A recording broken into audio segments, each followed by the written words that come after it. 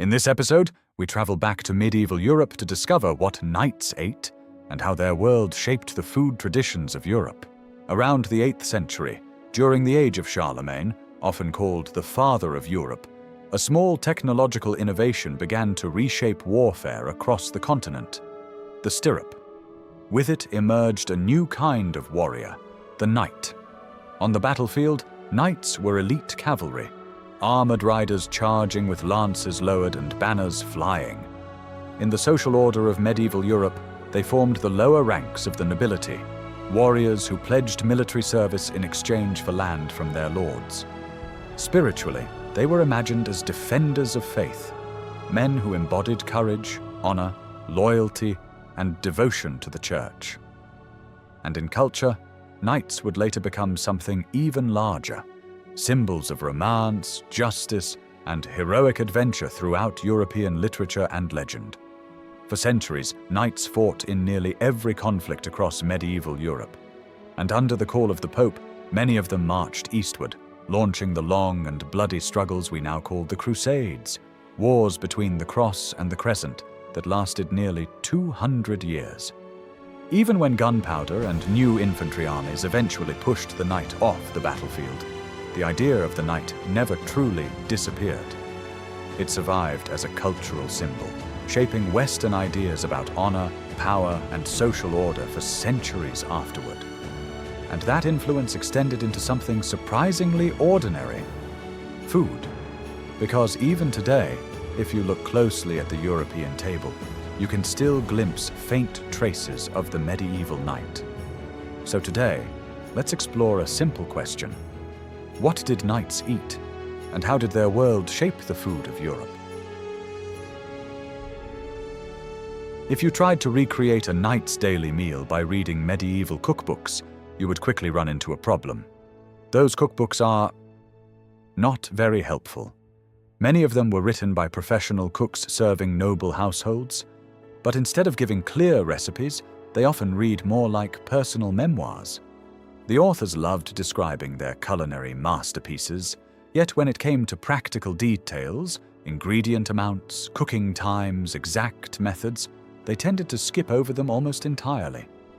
Still, from those scattered descriptions we can learn one important thing.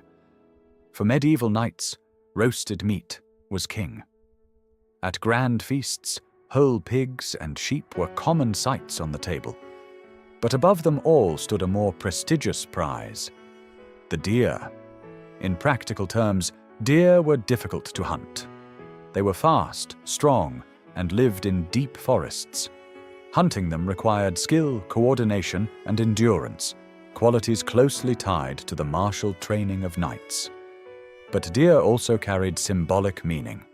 Because many deer lived in royal hunting forests, they became associated with nobility and sacred imagery in medieval Christianity. In Arthurian legends and other chivalric romances, the hunt for a stag often marked the beginning of a great adventure. So in medieval banquets, when venison appeared, it almost always took center stage. Today, however, venison is far less common in everyday European cuisine. The meat is lean, strongly flavored, and relatively expensive. As aristocratic hunting traditions declined and livestock farming expanded, deer slowly disappeared from most tables. But the spirit of medieval roasting culture never truly vanished. You can still see it in many classic European dishes: British roast beef, French côte de bœuf, German Schweinshax, roasted pork knuckle.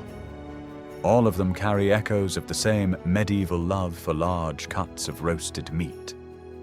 And if we also consider religion, the dish that most closely preserves the spirit of those old feasts might be something very familiar in Britain: Sunday roast. Its roots stretch back to the Middle Ages. At the time, peasants and retainers typically worked 6 days a week for their lord. But on Sundays, after attending church, communities would gather to celebrate, compete in games, and enjoy communal meals. Large pieces of meat roasting over open fires became the reward for a week of labor. By the late 18th century, home ovens had become common in Britain. Families began placing meat in the oven before leaving for church. Just before heading out, they would add potatoes, parsnips, and other root vegetables. When the family returned home, the meal would be perfectly cooked. That tradition became the modern Sunday roast. During the Industrial Revolution, urban workers even developed an unusual variation. Some families would bring their raw meat to local pubs, asking the kitchen to roast it while they attended church. From countryside villages to crowded cities, Sunday roast gradually became one of the most recognizable traditions in British food culture. So much so that Americans once joked, Sunday roast might actually be Britain's true national religion. Medieval hunting culture classified animals into different ranks. Small animals like rabbits, foxes, birds, and fish were considered lesser game. True prestige came from hunting dangerous or powerful creatures: deer, wild boar, even bears. But there were some unusual exceptions. Certain animals were neither particularly dangerous nor difficult to catch, yet they were still prized by medieval nobility. One of them was the peacock, another was the swan. These magnificent birds frequently appeared at knightly ceremonies, coronations, banquets, and celebrations of honor. People didn't just eat them, they displayed them. After roasting the bird, cooks sometimes reattached its feathers and arranged it in elaborate presentations before bringing it to the table. The goal wasn't just flavor. It was spectacle. Peacocks even appeared in medieval literature. In the early 14th century, a famous chivalric romance called The Vows of the Peacock became widely popular.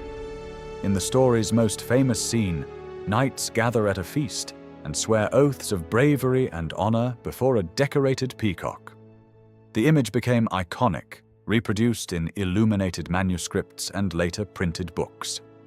From that point on, the ritual of swearing vows before a peacock became a recurring motif in knightly legends. Swans held a similar prestige. They were frequent guests at royal weddings and knightly ceremonies. One famous example took place on May 22, 1306, at Westminster Abbey. King Edward I of England knighted his son, the future Edward II, along with 266 new knights. During the banquet that followed, the king swore a vow before a pair of swans before launching a new military campaign in Scotland.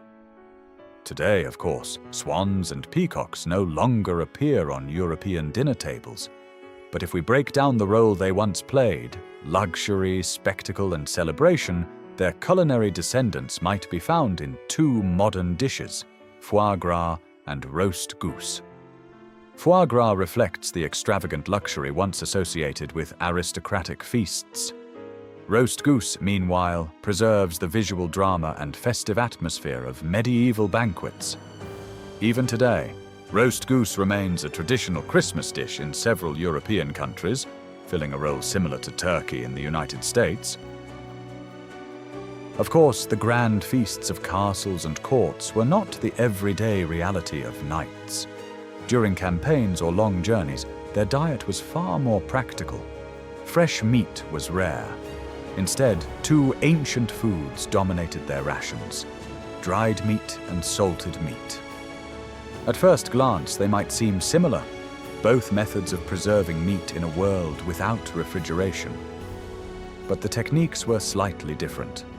Dried meat relied mainly on smoking and air drying, often prepared during the colder months of autumn and winter. In a time when even a small supply of salt could signify wealth, this method was widely used by travelers, soldiers, and merchants.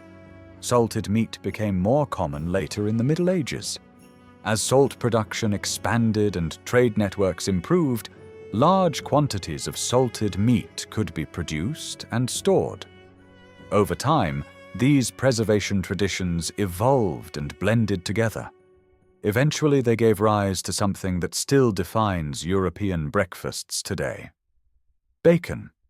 Between luxurious roasts and simple preserved meat, there was another kind of medieval food that sat somewhere in the middle: the pie. In times of peace, Knights and nobles often baked pies in the ovens of their own estates. But during travel or military campaigns, pies were convenient food sold at towns along the road. They were portable, filling, and relatively durable. However, the pie crust of medieval Europe was very different from what we know today. Butter, yeast, and shortening were not yet part of the recipe. The crust was made simply from flour and water. Its purpose wasn't really flavor. It functioned more like a protective shell, keeping the filling moist during cooking. In fact, the crust was often too hard to eat. Given the poor dental health of the time, many people simply discarded it after opening the pie. In that sense, the medieval pie crust served a role not unlike the cardboard box of a modern hamburger. And finally, after so much talk about meat, we should mention the sauces that accompanied it. Medieval sauces were often surprisingly complex. Typical recipes involved crushing herbs like parsley and sage, mixing them with raw or cooked egg yolks, and finishing the mixture with vinegar. If the cook had access to imported spices from the East, pepper, cinnamon, or cloves, those might be added as well. Then came the final step. With 3 fingers of the right hand, the diner would carefully dip pieces of meat into the sauce and bring them to the mouth. Table manners. Medieval style. Thanks for watching. I will see you next time. Subscribe for new updates.